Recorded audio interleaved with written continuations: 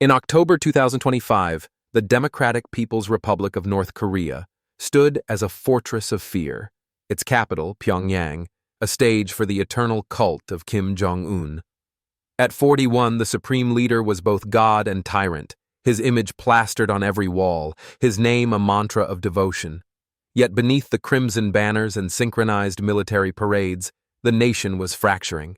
The famine of 2024 had left millions starving, their emaciated bodies a silent rebuke to the regime's propaganda of prosperity. International sanctions choked the economy, and whispers of dissent stirred in the shadows, daring to challenge the Kim dynasty's iron grip. Kim's health was the regime's deepest secret. His obesity, rumored to exceed 330 pounds, coupled with diabetes, hypertension, and heart disease, made him a medical liability. Foreign doctors, vetted by the State Security Department, SSD, were summoned to keep him alive, their presence a necessity cloaked in secrecy. Kim's paranoia, honed by decades of isolation and propaganda, saw enemies everywhere: South Korea, the United States, China, even his own inner circle. On a rare diplomatic trip to Beijing, Kim boarded a private Air Koryo Il-62M jet, its crew handpicked for loyalty. Among them was Elena Martinez, a 28-year-old Mexican flight attendant whose impulsive act of defiance would ignite a firestorm that could shake the hermit kingdom to its core. Chapter 1. The Spark Above the Clouds. Elena Martinez adjusted her navy blue Air Koryo uniform, her dark hair pulled into a tight bun, her brown eyes scanning the first-class cabin with practiced calm. Born in a working-class neighborhood of Mexico City, Elena had grown up navigating hardship with a fiery spirit. Her mother, a single parent, had taught her to stand up to bullies, a lesson that shaped her defiance of authority. Recruited through a Swiss agency for Air Koryo's elite diplomatic crew, Elena saw the job as a means to an end, saving enough to open a community center for children in her hometown. The agency's rules, absolute deference, no questions, chafed against her instincts, but she complied, her smile masking her disdain for arrogance. The flight from Beijing to Pyongyang was shrouded in secrecy. The passenger manifest listed only VIP guest, and the crew was forbidden to look at him directly. Elena, stationed in the opulent first-class cabin, noticed a heavy-set man in a tailored black suit, surrounded by nervous aides in identical gray uniforms. His demands were incessant: French cognac, Russian caviar, a heated blanket, a specific brand of mineral water, all delivered with a sneer that grated on Elena's nerves. She complied, her movements precise, but her patience wore thin. Mid-flight, the VIP spilled cognac on his shirt, his face reddening with fury. "You clumsy fool!" he bellowed, his voice echoing in the cabin. "Do you know who I am?" Elena, unaware of his identity and fed up with his tantrums, snapped back. "I don't care who you think you are, senor," she said, her accent sharp. "You're on my flight, and you'll treat me with respect." The aides gasped, their faces pale with horror. Elena, mistaking their reaction for embarrassment, pressed on. "If you can't handle a drink without making a mess, maybe stick to juice." The cabin fell silent, the air thick with tension. The man's eyes bulged, his hands trembling with rage. "You dare speak to me this way?" he roared, rising from his seat, his bulk looming over her. An aide whispered urgently in his ear, and he sat back, his glare venomous, his lips curling into a smile that promised retribution. Elena, unfazed, returned to the galley, her heart pounding with defiance. She had no idea she had just humiliated Kim Jong-Un, the supreme leader of North Korea. Chapter 2. The Tyrant's Wrath. Kim's rage was a force of nature, a storm that threatened to consume all in its path. As the jet landed at Pyongyang's Sunan International Airport, he summoned Major General Kang Min-jae, the SSD's counterintelligence chief. Kang, 47, was a gaunt, ruthless loyalist, his cold eyes and sharp features a testament to his fanatical devotion. The humiliation of the supreme leader was an unforgivable affront, a crack in the myth of his divinity that could inspire dissent. Kang saw an opportunity to prove his loyalty and eliminate rivals within the regime, particularly General Park Seung-ho, the military logistics chief, whom he suspected of disloyalty. "This woman is a spy," Kang told Kim, his voice steady despite the weight of his words. "Her insolence was no accident. She was sent to undermine your authority, likely by the Americans or South Koreans." Kim, his paranoia inflamed, slammed his fist on a mahogany desk, shattering a glass of cognac.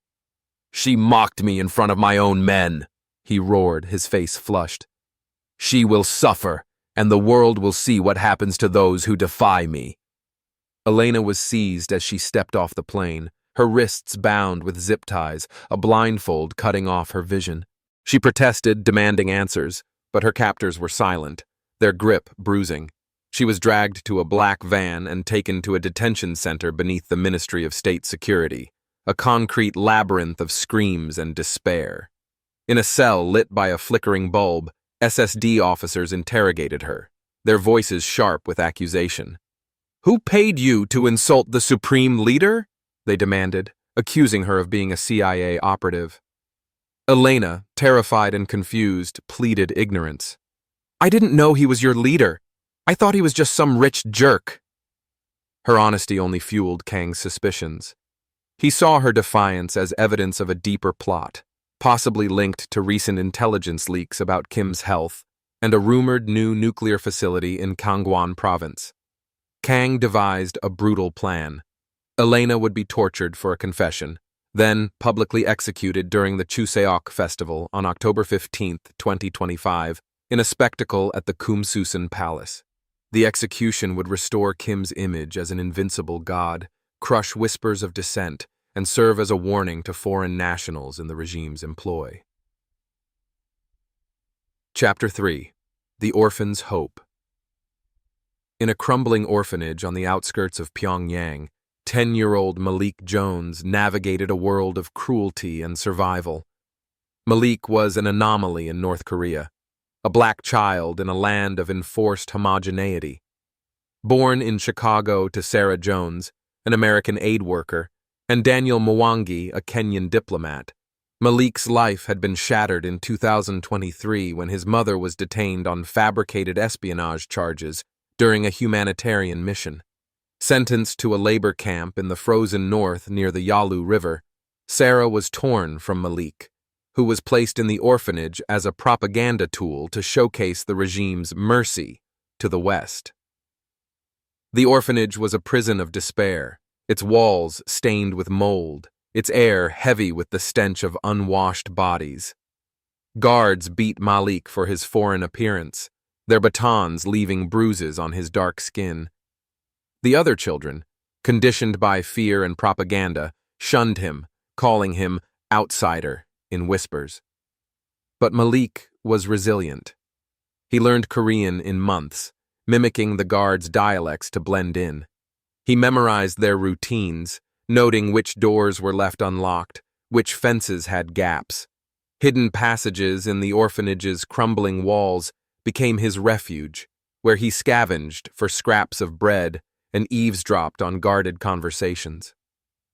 One night, Malik overheard two guards laughing about a foreign woman who had insulted the supreme leader on a flight. The story captivated him, stirring a flicker of hope in his heart. If this woman had defied the regime, perhaps she could help him save his mother. Driven by a child's desperation and courage, Malik began sneaking out at night, navigating Pyongyang's alleys and sewers to gather clues. His search led him to the detention center where Elena was held, a fortress of concrete and steel guarded by SSD troops. Chapter 4. The Spy in the Palace. Unknown to Kim, another figure was weaving a dangerous web. Dr. Elias Cohen, his personal cardiologist and a Mossad agent. At 50, Cohen was lean and unassuming, his gray eyes sharp behind wire-rimmed glasses, his Swiss accent flawless. He had infiltrated Pyongyang in 2023, posing as a neutral doctor recruited through Chinese intermediaries. His mission was to gather intelligence on a new nuclear facility in Kangwon Province, rumored to house hypersonic warheads capable of evading Western defenses, and to monitor Kim's failing health, which was a critical factor in the regime's stability. Cohen's encrypted reports to Tel Aviv, sent via a microchip hidden in his stethoscope, detailed Kim's medication regimen, palace security protocols, and intercepted communications about Russian technical aid. Cohen learned of Elena's detention through Choi Yun-hee, a palace maid and covert member of a defector network. Choi, 45, had lost her husband and daughter to the regime's purges, her grief transformed into a quiet rebellion. She fed Cohen information from the Ryeongsong residence, Kim's private palace, where she overheard aides discussing Elena's incident. Choi told Cohen that the event had sparked Kim's paranoia, leading to a crackdown on foreign nationals and heightened security sweeps. Cohen saw an opportunity. Amplifying Elena's case could destabilize the regime, creating chaos to cover his extraction of nuclear data and possibly his own escape. Cohen encountered Malik by chance near the detention center, spotting the boy's stealthy movements in an alley. Impressed by his courage, Cohen knelt to meet his gaze. "You're a ghost in their system, kid," he said, his voice low. "Help me get a message to the woman. It could hurt them where it counts." Malik, driven by hope for his mother, nodded. "If it helps my mom, I'll do it," he said, his voice steady despite his fear. Cohen gave him a microchip containing a coded message for a defector network in China, detailing Kim's vulnerabilities, the nuclear facility's coordinates, and evidence of Russian missile technology transfers. "Get this to her," Cohen said. "She'll know what to do." Chapter 5. The Tunnels of Peril. Malik infiltrated the detention center through a ventilation shaft, his small frame navigating a labyrinth of damp, rat-infested tunnels. The air was thick with mold, and his stolen flashlight flickered, casting eerie shadows on the concrete walls. He crawled for hours, his knees scraped raw, his heart pounding with fear and determination. He thought of his mother, her face fading in his memory, and pressed on, driven by the hope that helping Elena might lead to Sarah's freedom. Reaching Elena's cell, Malik whispered through a grate, his voice barely audible. "I'm Malik. I'm here to help you." Elena, bruised and shivering in the dim light, was stunned. Her face was swollen from beatings, her wrists raw from chains. "You're just a kid," she said, her voice hoarse. "Why are you doing this?" "For my mom," Malik said, his eyes fierce. "She's in a camp. You're my chance to fight them." Using a keycard stolen from a sleeping guard, Malik unlocked Elena's cell. Her legs wobbled as she stood, her spirit battered but unbroken. "You're crazy, kid," she said, a faint smile breaking through her fear. "But you're braver than anyone I've ever met." They fled through the tunnels, the sound of boots echoing behind them. Alarms blared as guards discovered the breach, their shouts reverberating through the concrete maze. Cohen, waiting in an alley outside, provided cover with a concealed pistol, his Mossad training guiding his aim. He took down 2 guards before a bullet tore through his shoulder, sending him to his knees. "Get to the river!" he shouted, his voice raw with pain. Malik and Elena reached the Taidong River, their lungs burning, their clothes soaked with sweat and mud. Malik threw the microchip into the water, watching it sink beneath the dark current. The device activated a satellite uplink, transmitting Cohen's message to the defector network in China. But SSD troops closed in, their flashlights cutting through the night. Malik pushed Elena behind a boulder, whispering, "Hide." He drew their attention, running along the riverbank as bullets tore through the reeds, one grazing his arm, drawing a sharp cry. Elena, torn between fear and loyalty, followed, refusing to abandon the boy who had risked everything for her. They were cornered near a bridge, the SSD's shouts deafening. Malik, his small body trembling, stood in front of Elena, his eyes defiant. "You won't win," he told the soldiers, his voice a whisper of steel. The SSD captured them both, their wrists bound, their hopes fading as they were dragged back to the detention center. Cohen, bleeding out in the alley, activated a dead man's switch on his microchip, ensuring his final report reached Mossad. His last thought was of Malik, a child who had defied a regime when adults faltered, and of Elena, whose unwitting courage had sparked a rebellion. Chapter 6. The Palace of Vengeance. Kang presented Malik and Elena to Kim in the Ryongsong residence, its marble halls gleaming with opulence, a stark contrast to the nation's poverty. Kim, his face flushed with rage, sat on a gilded chair, his bulk straining the seams of his suit. "This woman insulted me, and this child aided her," he roared, slamming his fist on a mahogany desk, shattering a crystal decanter. "They are spies, sent to destroy me." Kim's sister, Kim Yo-jong, watched from the shadows, her sharp features unreadable.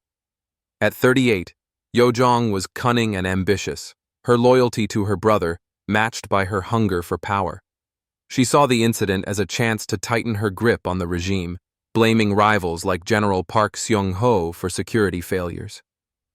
"We must show strength, dear leader," she urged, her voice smooth but calculated. "Execute them publicly during Chuseok. Let the people see your divinity." Kim, his paranoia at a fever pitch, agreed. "Make them suffer," he ordered, his eyes glinting with malice. "Let the world know what happens to those who defy me." Elena and Malik were taken to separate cells beneath the palace, where SSD interrogators used every tool to break them. Elena endured sleep deprivation, starvation, and electric shocks, her body racked with pain. She sobbed as she heard Malik's cries through the walls, guilt consuming her. "I didn't know who he was," she whispered to her interrogators, her voice breaking. "I'm so sorry."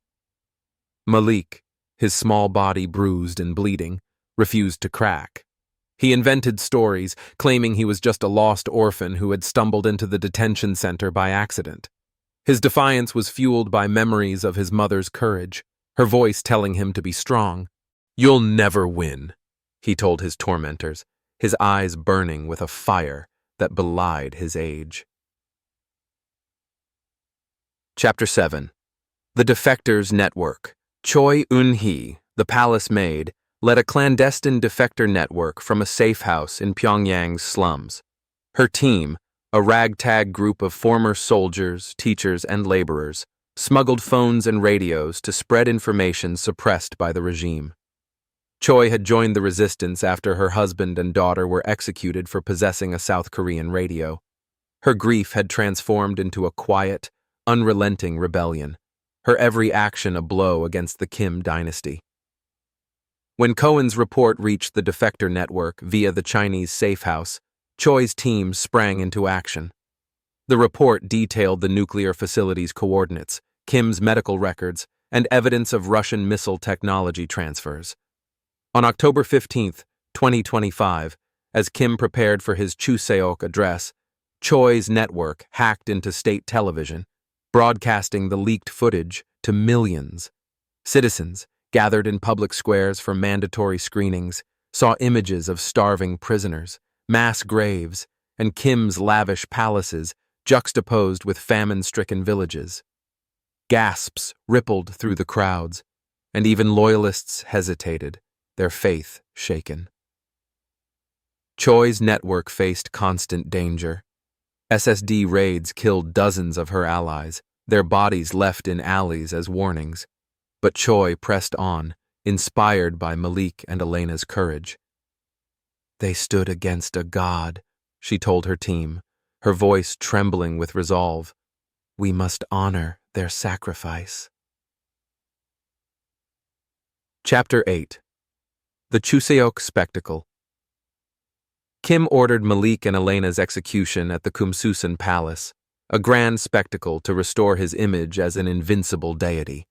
The square was packed with thousands of loyalists, their faces a mix of fear, fervor, and curiosity. Banners fluttered in the wind, proclaiming the glory of the Kim dynasty. Elena and Malik, frail and chained, were paraded before the crowd, their bodies bruised, their spirits battered, but unbroken.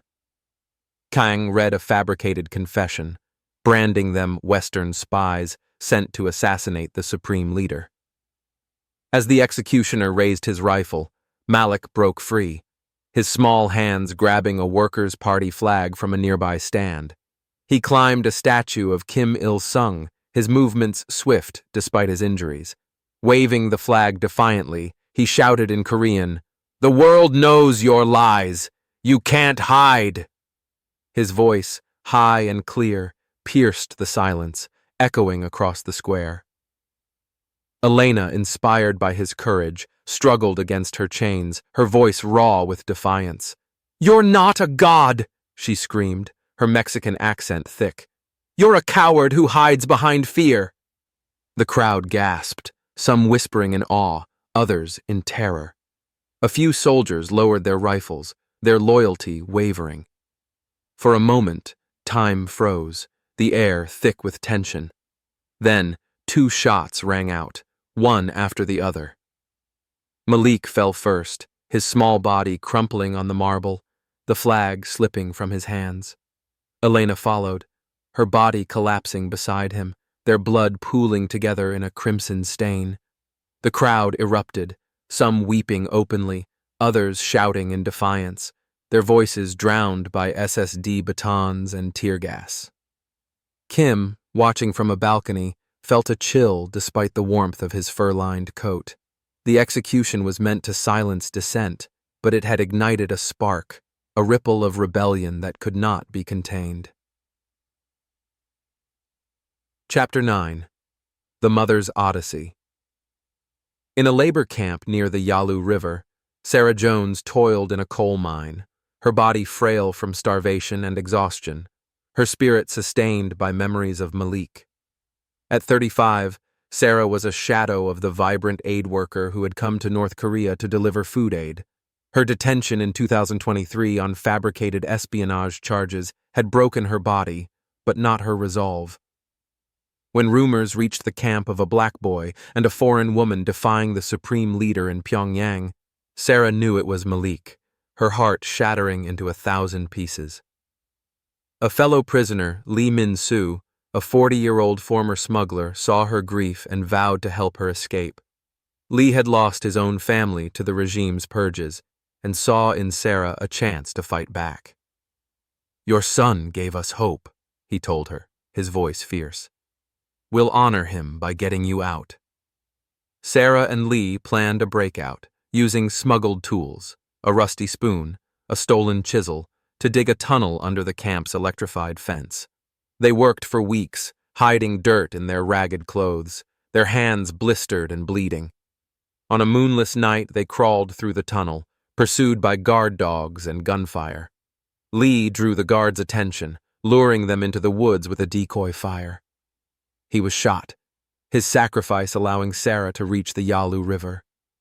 Sarah swam across the icy waters, her body numb, her mind fixed on Malik's face.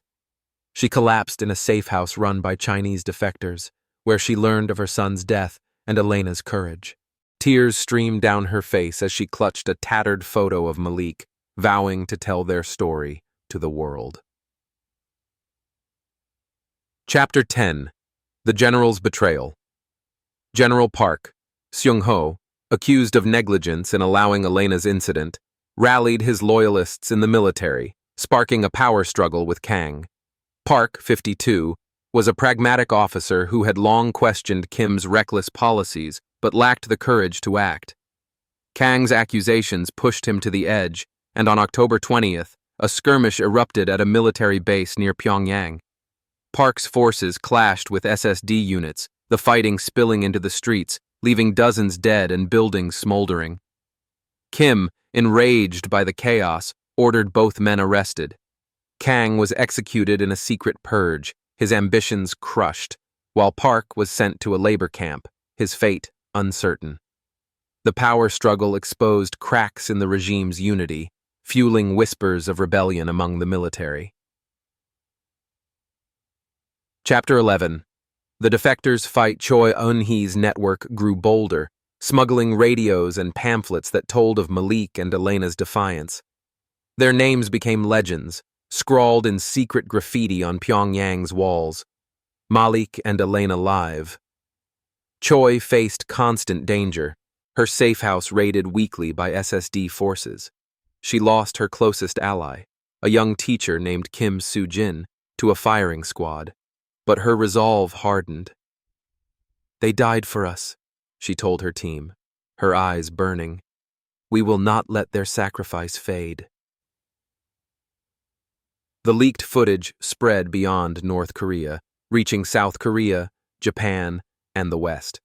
Protests erupted in Seoul, with students chanting Malik and Elena's names. The UN convened an emergency session, and even China, wary of instability, reduced aid to Pyongyang, forcing Kim to divert resources to quell dissent. Chapter 12. The World's Response. Sarah reached South Korea, aided by defectors who smuggled her through China. At a UN conference in Seoul, she stood before a global audience, her voice breaking as she spoke of Malik and Elena. "My son was 10, she said, tears streaming down her face. "He and Elena Martinez stood against a tyrant when the world looked away. Their courage is North Korea's hope." Her words sparked outrage. Sanctions tightened, targeting Kim's offshore accounts and military suppliers. Protests spread to Tokyo, Washington, and London, with activists holding vigils for Malik and Elena. Their images, a boy waving a flag, a woman defying a god, became symbols of resistance, plastered on posters and social media. Chapter 13. The Crumbling Throne. Kim's regime survived, but it was wounded. The nuclear facility was abandoned under international pressure, its engineers reassigned to less sensitive projects. Kim's health faltered further, his heart strained by stress and excess. Kim Yo-jong prepared for a potential succession, her ambition a growing threat to her brother's rule. She tightened security, purging suspected dissidents, but the whispers of rebellion grew louder, fueled by smuggled footage and Malik and Elena's legacy. Choi's network expanded, training new recruits in secret. They smuggled pamphlets into labor camps, telling of the boy and the woman who defied a god. Sarah, now an activist in Seoul, worked with defectors to expose North Korea's horrors, her grief a fuel for change. She founded a foundation in Malik's name, dedicated to helping North Korean refugees, her every action a tribute to her son. Chapter 14. The Smoldering Flame. The tragedy of Malik and Elena was that they never saw the impact of their actions. Elena's impulsive defiance, born of frustration, and Malik's selfless courage, driven by love for his mother, lit a spark that could not be extinguished. Their deaths, meant to silence dissent, instead gave voice to the oppressed. In the markets of Pyongyang, in the labor camps of the North, in the hearts of those who dared to dream, their names became a mantra: Malik and Elena. Cohen's mission, though cut short, exposed the regime's vulnerabilities, weakening its grip. Sarah's advocacy kept their story alive, a beacon for those trapped in North Korea's darkness. The regime tightened its control, but the cracks widened, the whispers grew louder, and the hope endured. One day, the people would rise, and the spark lit by a boy and a flight attendant would become a flame,